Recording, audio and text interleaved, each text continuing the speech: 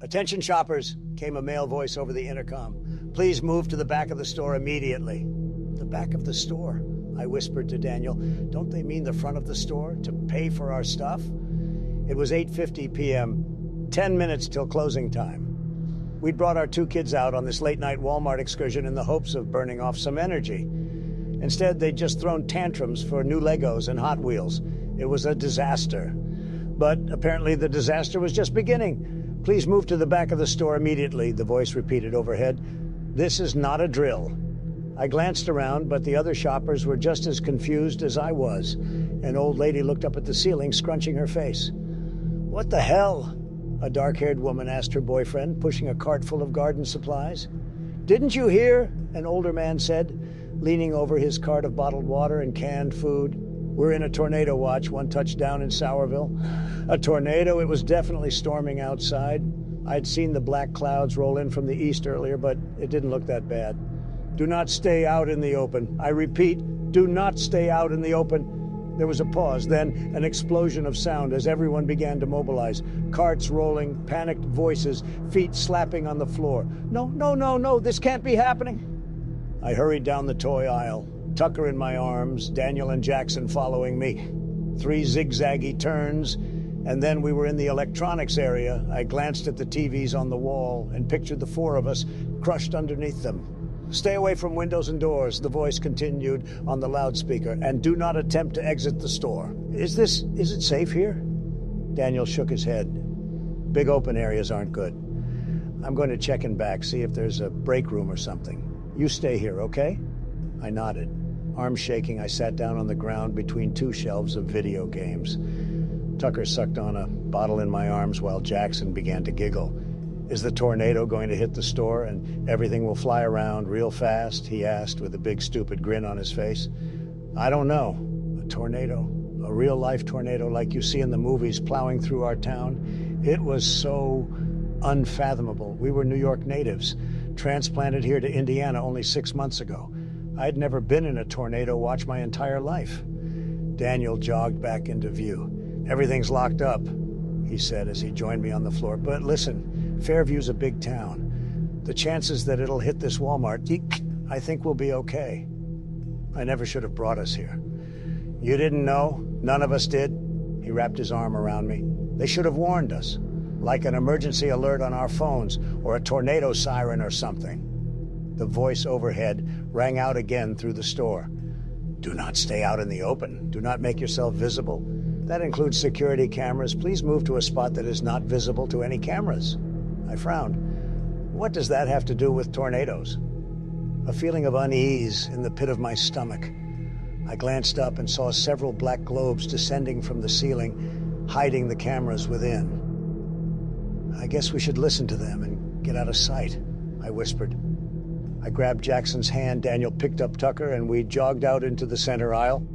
The store was an eerie sight. Abandoned shopping carts askew in the aisle, full of everything from pies to batteries to plants.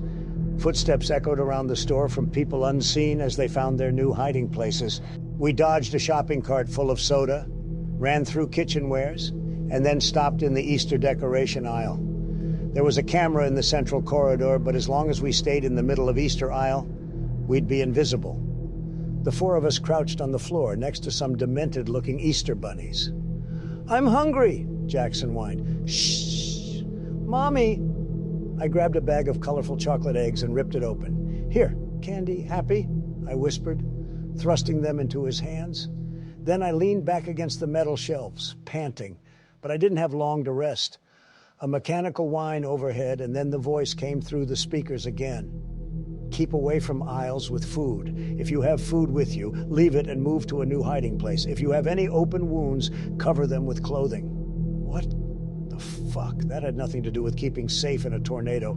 "We should make a run for it," Daniel whispered to me, starting to stand. "But the tornado... I don't think there is a tornado. Listen, do you hear any wind?" I listened, but all I heard was silence. No howling wind, no shaking ground, no projectiles clanging against the metal roof. Maybe it's still coming. I know what they're saying doesn't make sense, but to go outside, we need to get out of here now. He grabbed Jackson's hand as he held Tucker in his arms. "Come on." Daniel, I don't think that's a good idea, I whispered.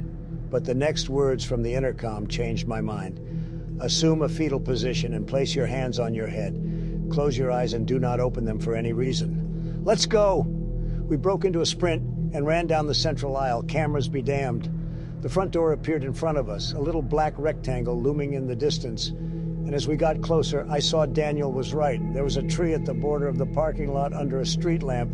It was perfectly still. We continued running, past the clothing area, past the snacks lined up at the checkout lines. I ran towards the sliding glass doors as fast as my legs would carry me. Almost there, almost there, almost. The doors didn't open. No. Daniel slammed his body against the door. It rattled underneath him.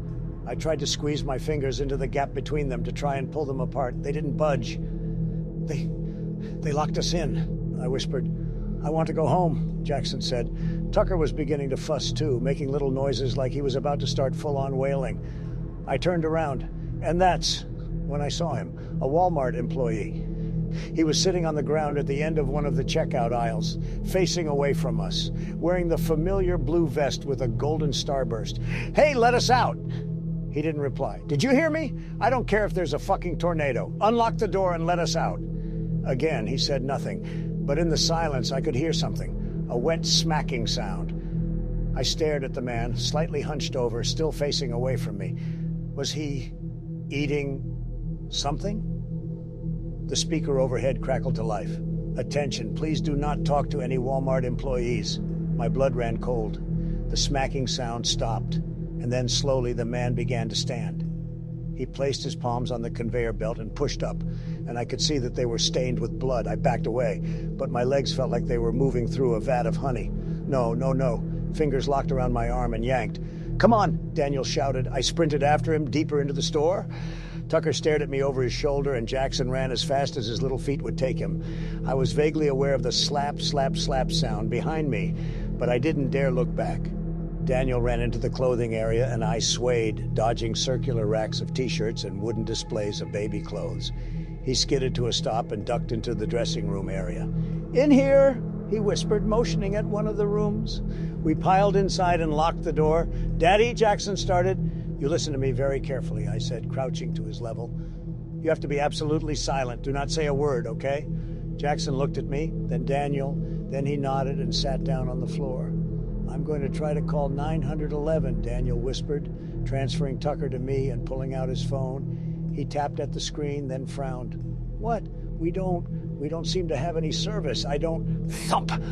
I grabbed Jackson and pulled him away from the door. The four of us huddled in the corner. I held my breath. Thump! Under the gap of the dressing room door, men's feet in black shoes.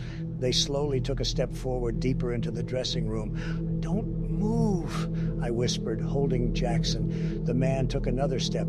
Don't make a sound. Don't move. Don't. Tucker let out a soft cry. The man stopped. His feet turned, pointing at us. No. Tucker let out another cry, louder this time. My nails dug into Daniel's hand. No! A hand appeared. It slowly pressed against the floor, stained with blood, and then his knees appeared as he lowered himself down to the gap. No. Could he fit under?